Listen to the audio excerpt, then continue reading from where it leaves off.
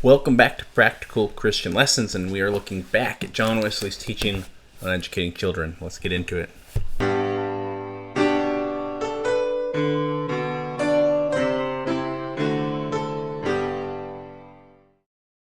So, if you are new to this series, go to our playlist, find the playlist on parenting, and that is where you'll find the other videos leading up to this one. Otherwise, welcome back. If you are new to the channel overall, we do a lot of stuff here at Practical Christian Lessons, history, theology, and apologetics, and we are getting into, hopefully, the last video on educating children, at least from John Wesley's perspective. If you haven't seen the last one, it ended with how to honor their father and your mother, or at least some speculations on that, and pontifications on how we today, in our adult lives, should still be doing that. Now we are talking about the God-given power of parenting. Wesley thought that parents have comparatively more operative power in domestic affairs than does the sovereign ruler in the realm of political affairs. Sovereign not being God here. God has given a power to parents which even sovereign princes have not. Because the will of the king is no law to the subject, but the will of the parent is a law to the child. This means the child directly experiences the parent as lawgiver even more directly than the citizen experiences the law of the state, and even though it is not finally the parent who gives the law that God has written into the heart. The task of parenting is to guide each child through each particular stage of growth toward the glory of God through the love of humanity. In each phase, the child is being prepared for doing God's will and avoiding evil. Bow down their wills from the very first dawn of reason, and by habituating them to submit to your will, prepare them for submitting to the will of their Father which is in heaven. The strength of the parents supplies the want of strength in the child.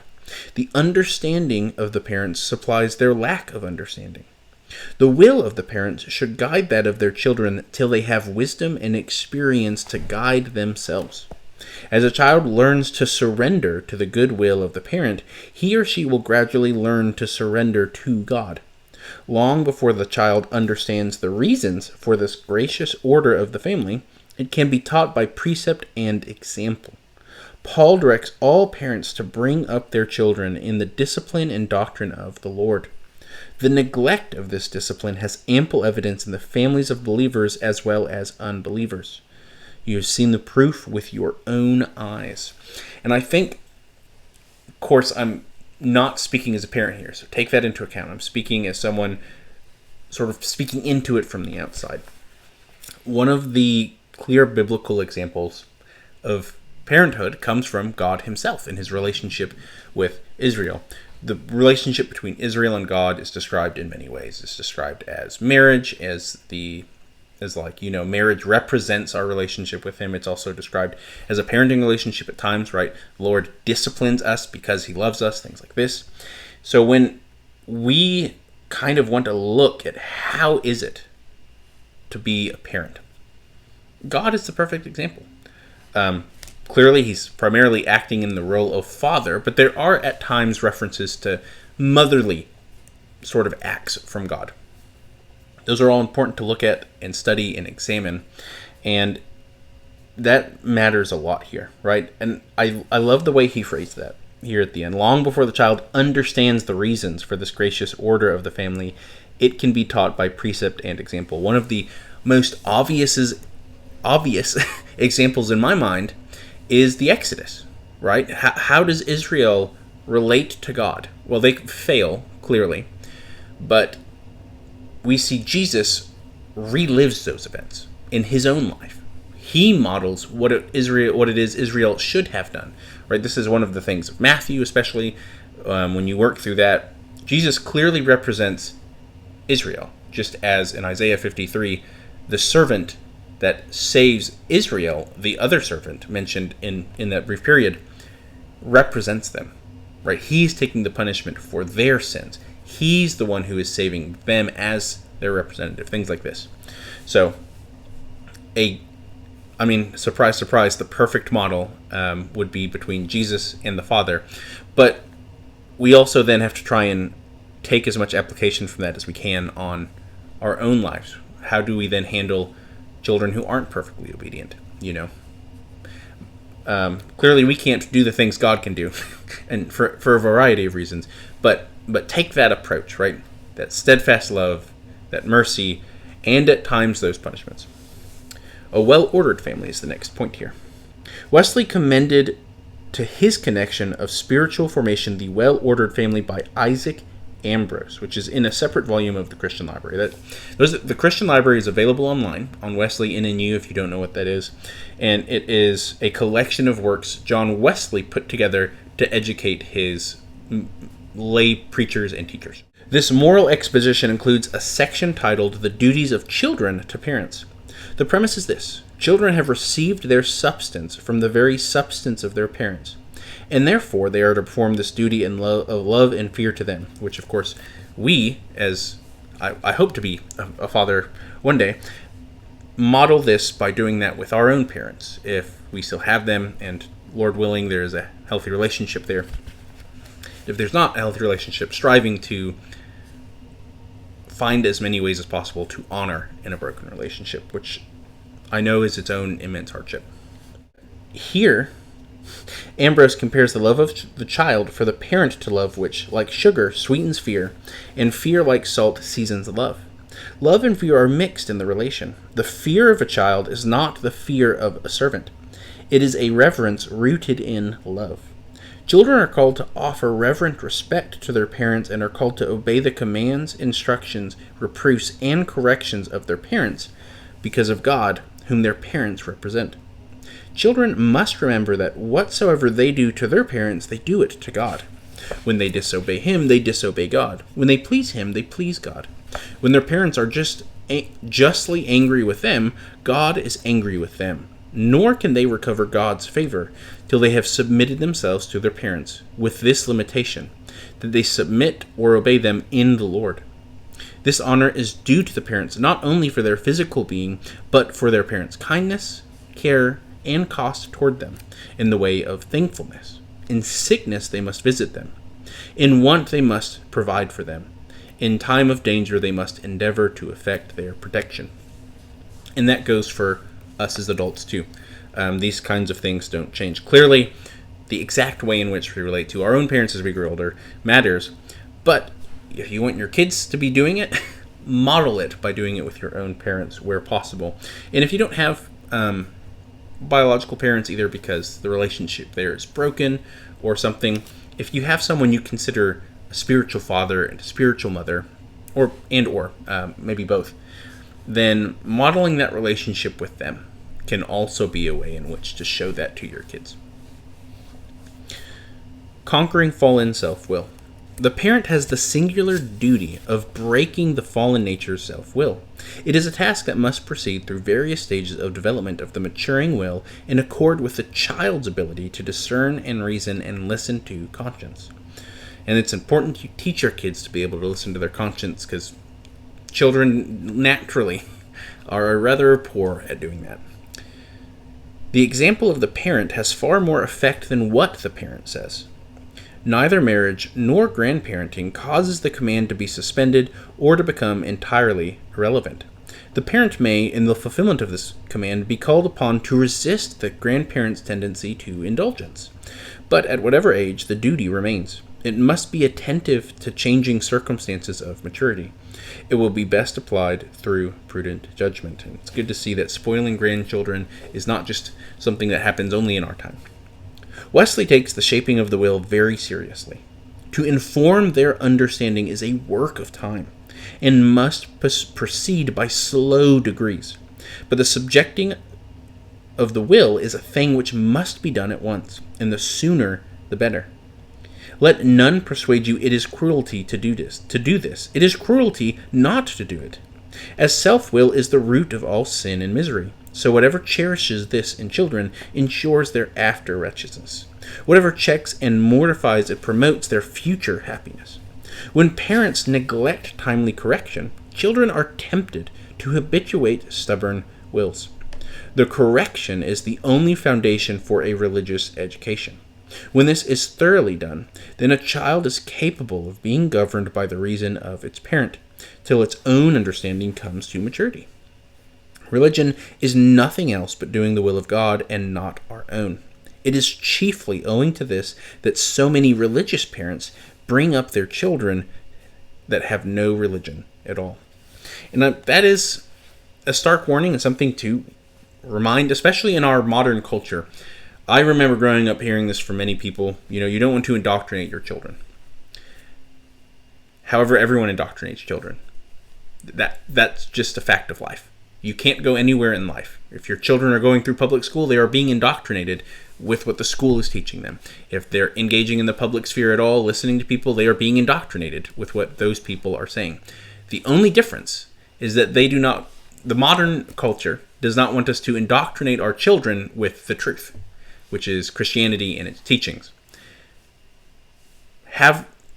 There's room for nuance and discussion there. However, if we believe Christianity is true, it is wrong to not teach our children that it is true and that it is the only truth, because Jesus is the only way to life, and Christianity is the only true religion. No other religion is a true religion. No other religion has the way to life. They all lead to death. And that's something we need to take very seriously. So when you are educating your children, bear that in mind. I'm not saying don't teach them like hermits. Don't shelter them from the world. There's a time to introduce them to things. There's a time to shelter them from things. But you have to treat it like it is a matter of life and death, and that you are teaching them truth versus falsehood. Consequence of excessive fondness and parental neglect. Every parent has to fight against excessive fondness. Parents are called to discipline their children even when that requires resisting the culture and their own natural desires. Right? Most people do not want to punish their children. Do not be intimidated by the child's resistance. You have a duty. Nurture the will of the child to good health in body and spirit. Oh, never be weary of this labor of love, and your labor will not always be in vain. Do not reward them for disobedience that teaches them to disobey. Why do parents avoid this responsibility? Wesley's candid answer may shock some modern parents. And it may shock you listening to this now. Because you are a coward, because you want resolution, and doubtless it requires no small resolution to begin and persist. Wesley's right. I say this as someone who at one point would have disagreed with Wesley on how to do this. At one point, I would have said, I'm not going to teach my children that Christianity is the only true religion. I will let them decide that for themselves. Of course, they are still going to have to decide that for themselves. But I'm going to teach them that it is the only true religion, because it is. No other religion is the true religion.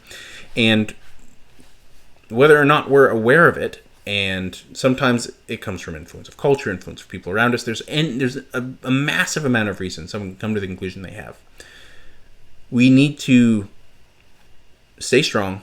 We need to lean on God, lean on His Word as His revelation to us, and stand firm that Jesus is the only way to life, and He is the only one who can save our kids.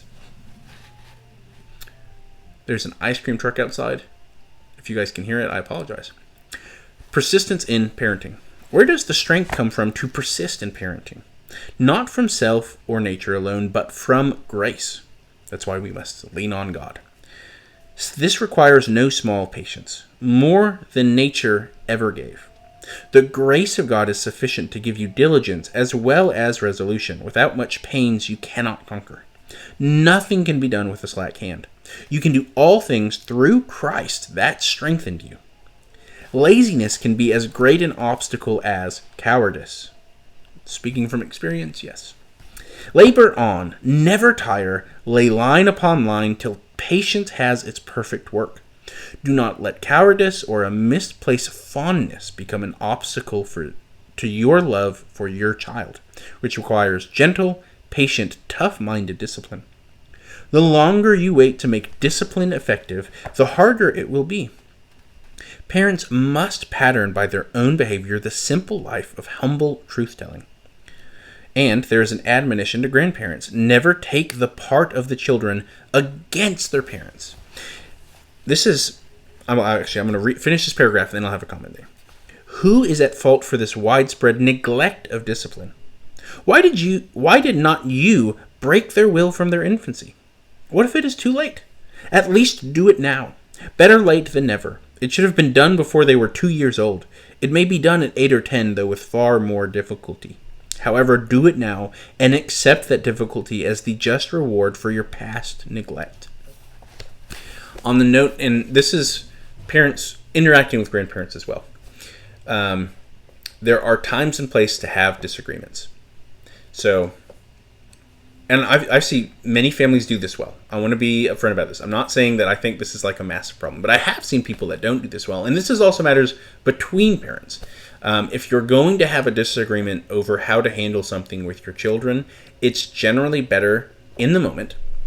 Make a decision, stick with it there, and then later have that disagreement or that discussion and work through it. A direct appeal to children old enough to understand. Let's also just note that, right? At some point, children will start understanding things. When they are too young to understand things, you do just need to be a little more forceful with them at times. Wesley ended with a direct appeal to children and youth old enough to understand. As soon as you come home, as soon as you set foot within the door, begin an entirely new course. Look upon your mother and your father with new eyes. See them as representing your Father which is in heaven. Endeavor, study, rejoice to please, to help, to obey them in all things. Ponder the command, children, obey your parents in all things. If you really have a desire to please God, you will want to understand God's way of providing guidance. Deal faithfully with your own souls. Is your conscience now clear? Do you abstain from everything which they dislike, as far as you can in conscience? Do you study to make their lives as easy and pleasant as you can? If so, the promise is to you. Honor your father and your mother, so that you may live long in the land the Lord your God has given you. Exodus 20:12. Even smaller children can learn to behave not barely as their child, but as their servant for Christ's sake. If you are the child of godly parents, express your gratitude. Let it shine forth in your behavior. How can you expect grace from God if you do not receive the grace God gives you through your parents? But suppose you have, by an uncommon miracle of mercy, tasted the pardoning love of God. Can it be expected, although you hunger and thirst after righteousness, after the perfect love of God, that you should ever attain it, while you live in the willful transgression of a known law of God in disobedience to your parents? If you obey your parents, you will find in a manner unknown before, God will bless you to them and them to you. And I want to repeat that. God will bless you to them and them to you. When parents are living out this godly manner and children are living out this godly manner, one or the other, you act as blessings. Just remember that in mind. That is something that can help keep you going and really help ground you in things. I'm clearly not a parent. I can see how often it can, and I understand it. I've worked with kids over the years. Being with them all the time, of course, is going to wear you down more. But in my own experience with things that can get wearisome, that can, being with it over time, wear you down, is just remembering how God uses it to bless me or me to bless others through those things. Can help me stay refreshed longer, can help me work through a period that might be harder than others and get to a point where I can rest and reset myself. Clearly with kids, it's a lot harder to rest and reset yourself because they're also there when you're resting. But hopefully there's some way that nugget of what I just said there you can take and apply and take that into your life. We have set forth the core line of reasoning of the trio of the major teaching homilies on God's grace, plan, and calling for families, parents, and children. Now we turn to the ascetic side of Wesley's teachings. These teachings represent the rudiments of what might be called primitive Wesleyan ascetics. So if you're interested in that, we are, at least for a time on the channel, putting down John Wesley's Teachings, Volume 3 by Thomas Oden. Get that for yourself. It is wonderful. It is a wonderful book. I recommend all 4 volumes, especially if you're a Methodist. But I've greatly enjoyed this particular volume. So, as I said at the beginning of this video, there are a few quick announcements. There is other stuff going on. So I've applied for a ministry job. If that happens, that will, of course, change my schedule. Right now, I only work 4 days a week because I work 12-hour shifts. So it doesn't, it will change how things work. It will come with extra ministry responsibilities, things like this. This next month in July, I am becoming a certified lay minister in the Global Methodist Church, which comes with its own coursework. On top of the coursework I'm doing for my class, if you haven't seen never mind, that post isn't out yet. I'm working through Matthew as part of a class, and it's been rather in-depth. It's getting a bit easier now after we've gotten through the front loading. So there may be some schedule impacts on the channel. So if maybe a video doesn't get uploaded one week, check the post, see if I said anything about it. Don't panic, and there may have just not been a video rather than me forgetting to upload it, in which case I'll panic if I forgot to upload one, because then I have to do all that work. So keep an eye out, and please pray for those things. I'm in the middle of the interviewing process, at least when this is being recorded, which is June 25th. So this is coming out on June 26th. Prayers will definitely be appreciated that if this is where the Lord wants me to go. Every door here seems open so far. This, as far as I can tell, is the way to go. If it's not the way to go, tell the Lord, pray for the Lord to make it clear to me not to mess this up. And if it is, of course, then the way is clear, at least so far. So prayers for guidance and everything on that, as well as, of course, if that job comes, there will be a lot of adjustments. And there's, of course, always ministry stuff going on in the background. So prayers are just always appreciated for ministry work in general. And something else going on is I will be changing churches. This is, I probably won't make a video explaining this, but I'm moving into the Global Methodist world. So I will be attending a Global Methodist church. And if I get this ministry job that I have applied for, that will also come with attending a different church and alongside that, just as part of working with the people I'm working with, which I'm fine with. I don't mind attending 2 churches on a Sunday. So just be aware there will be a lot of things changing in my own schedule, which will likely have impacts on the channel and how things are getting uploaded, how often. They're especially when we're moving into the fall and my classwork gets even more intense. They're just be ready for changes coming down the pipeline.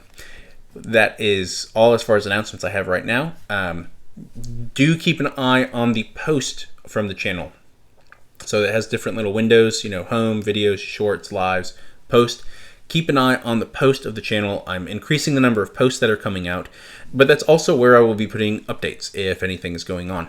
And I'm hoping to do more work with people throughout the summer, maybe or even early into the fall, where I've reached out to people like Daniel Hickson. He and I have agreed to do a video together, and I need to reach back out to him and schedule that. And I want to do stuff with other people.